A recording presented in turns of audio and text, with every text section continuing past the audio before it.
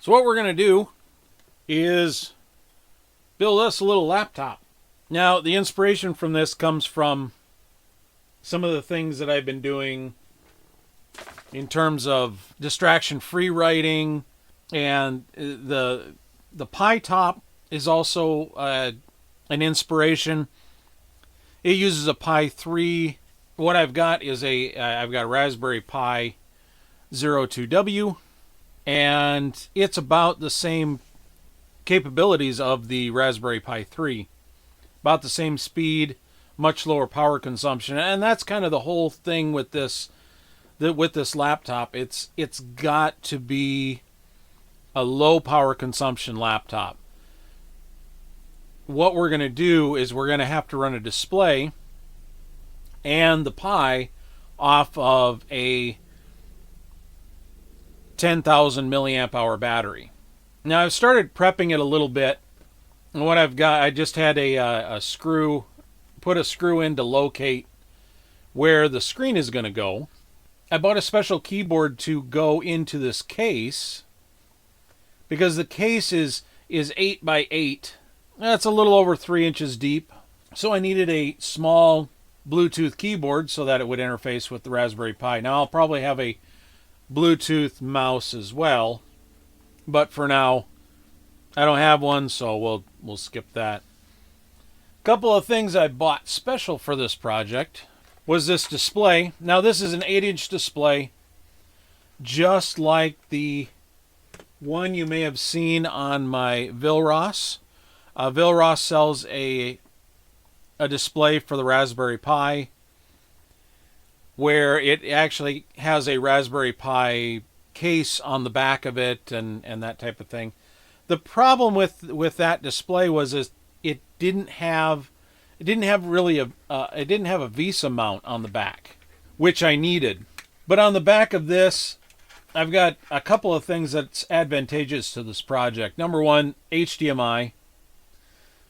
I also have composite inputs, and I've got those hooked up because there's other things I want to do with this case that will require composite inputs. It also has a BNC in for, say, security cameras. For analog security cameras, I should say. VGA, which I'm not going to use. And it's powered by 12 volts. Now, that's the one disadvantage. Like the Vilros display is powered by a 5-volt adapter. This is powered by 12 volts. So what I needed to do, this is a special USB that takes 5 volts and converts it to 12 volts so that I can power the display with the battery. This short little HDMI cable is standard HDMI to a mini HDMI. It's a little thicker cable than I'd like, but it'll work. It's fine. Because the Raspberry Pi 02W has a mini HDMI on it. This is a Polaroid. It's a 10,000 milliamp hour power supply battery, basically. This is just a right angle adapter for the charge port so that we can port this out the back. Well, I've got one port that puts out 2.1 amps and the other port that outputs 1 amp. Now, I can power both the screen and the Raspberry Pi off of each one of these ports. So the screen draws a little more. And I could take and power the Raspberry Pi just off of this 1 amp port because this little Raspberry Pi barely draws half an amp.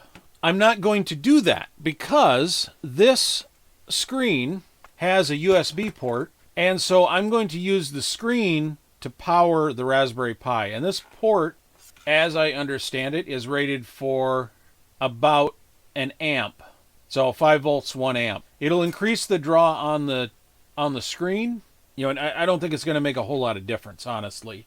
I mean, it's all going to come off the battery anyway, But this is just a convenient way to power the Raspberry Pi, being as I have to power the screen anyway. So that's where we're at. This is kind of how it's going to be laid out. We'll have the Raspberry Pi here. Now, I also thought about using a more powerful Pi. For this particular application, I don't really need a more powerful Pi. The 02W will suffice just fine. The next thing I've got to do is I've got to finish drilling the holes for the VESA mount. So I'm going to go ahead and take these out. And I'm going to punch through the other 4 holes here so that we can get the monitor mounted. Now, a little bit about this case. I'm not even sure what this is. I think this is like a darts case. It used to have padded foam on both sides. You can see the glue here where it was stuck, and there was glued up in the lid too. I want to say, like I said, I want to say this is a darts case where you carry around your darts. I don't know. I found it at Goodwill for, I think, a couple of dollars. And I went, that looks like a really nice thing to build in. And it's been sitting around forever, and I finally got all the parts together to put it all in. So now the hard part, probably the hardest part, I have to put the monitor in with all the cables attached. That is going to be a little bit tricky.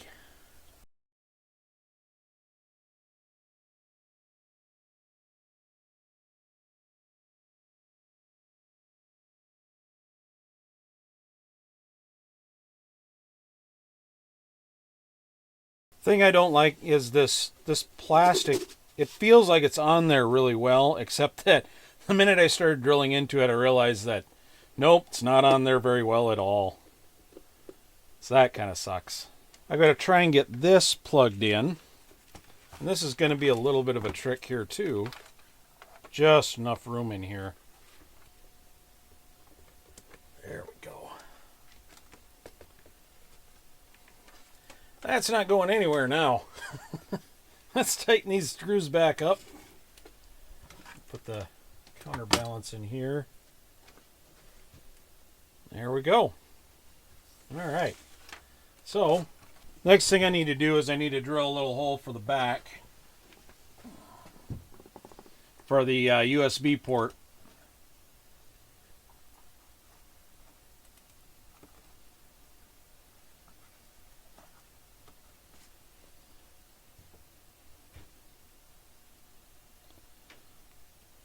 Real question is,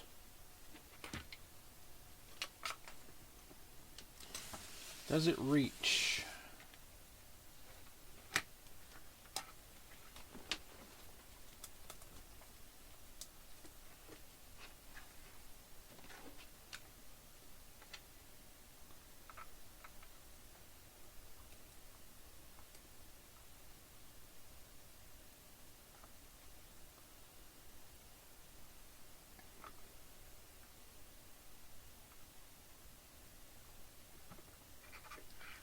Well, makes contact.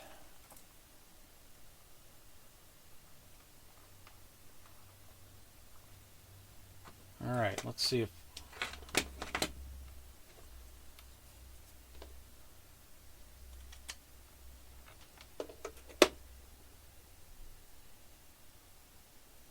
well, we're making contact. So that's good.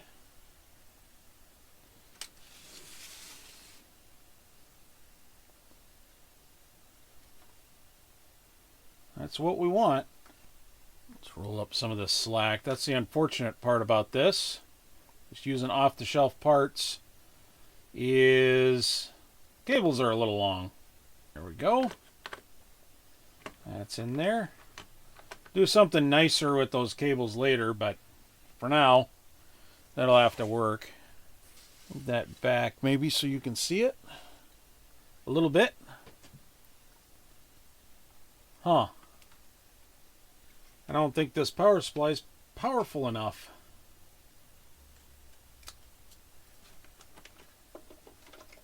Let's see if this one is. That might not be powering it at all. Power it right off of here. Just to get it to work.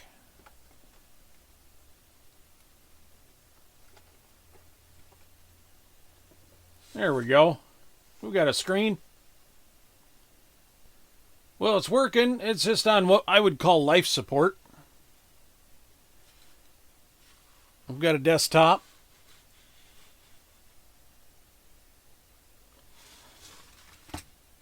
Well, it is working, but I'm guessing I'm not going to be able to power the display and the Raspberry Pi all at the same time. At least I won't be able to power I won't be able to have the display power the Raspberry Pi, which is unfortunate, but yeah, what do you do? Let's shut that down. Because this has a USB mode, it queries the Pi for thinking it's like a mass storage device, and it's not a mass storage device. It's a regular, it's a computer. So, and when it queries it, it errors out and then resets the screen and does that over and over and over again. Because everything on paper looks like it's supposed to work, and it doesn't for some reason. I don't know. But that's my guess of what's happening. I'm gonna go ahead and I'm gonna finish this off screen now that you've seen that it's all working. It's all being powered off of this battery. We had some struggles with it, but I'm gonna get everything tidied up and secured down, and then I'll show you the finished product and we'll close out this video. Okay, so I've got it pretty well completed. I just finished off a battery test, and the battery lasted about 3 hours running this whole configuration, which is pretty good considering the size of the screen and the amount of draw and other factors and whatnot. I moved as you can see, I put a few other things in here. We've got a 4-port USB hub. There's only 3 usable ports. The 4th port is up front here. And I popped in a few accessories. This is the remote for the monitor. I put these rails on to sort of hold the... Oh, here we go. To hold the keyboard in place, because when I would close the lid and just had it loose in here, I wanted, number one, I wanted it level for to be able to type on it from inside the case if I needed to. But the other thing was, if I closed the case and then picked up the handle, the keyboard would slide around inside, and I didn't want that to happen. So what I did is I took some expanded PVC and just cut some thin strips. Yeah, I bent a little tab up to kind of hold the keyboard in place. Now this one isn't quite level, but it's okay. I'm not that going to be that worried about it. And the cords, they're a little long. If I'm honest, it's been a heck of a thing trying to manage the cabling in here. The battery came loose. At one point came unglued. I'm gonna have to reglue that down, but it doesn't really matter. Right now it doesn't matter. I'm just gonna show you the inside of the deal. So if the keyboard's on top, the Raspberry Pi sits right here underneath the keyboard. If you want to use any USB ports, you have to take the keyboard out, which honestly isn't that big of a deal. At least I don't think it's that big of a deal. I also bought a Bluetooth mouse, and it's a little frustrating because I have to wait until it boots up into the GUI and it's fully booted up, and then I have to turn the mouse on, otherwise the system won't see it. The other thing I have to do is I hit the caps lock on the keyboard. It also wakes the Bluetooth up and wakes the mouse up. I'm not sure why that is, but for some reason the Bluetooth just doesn't, when the mouse goes to sleep, the Bluetooth stops connecting, and I've got a little bit of hot glue hairs here. I didn't clean up my mess very well. That's okay. But regardless, this is the first thing that's ever been really and truly portable that I've ever built. And I've always wanted to make my own laptop. Now that I have, it's not perfect. I'd like to be able to get, more stuff and more accessories into it. But it's not, it's okay.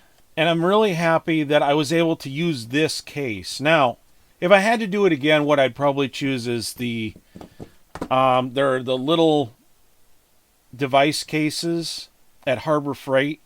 Now, they're a bit bigger than this. This was a challenge just because of its small size. But I really thought about using the smallest waterproof case from Harbor Freight, and honestly, I may do that. I'm not entirely sure. I'm really happy I got to use the case for what I intended it for in the first place and whatnot. But I hope that inspires you to sort of, find something and make it on your own. Now, normally on a project like this, I would put a parts list down. Honestly, this was such a one-off project that it's remarkable that I was able to find the parts that I was to fit inside this case the way they do. I would really like a really tiny Bluetooth mouse. That may be coming a little later, so maybe we'll do an update on that when that time comes. But for now, we'll see you in the next one.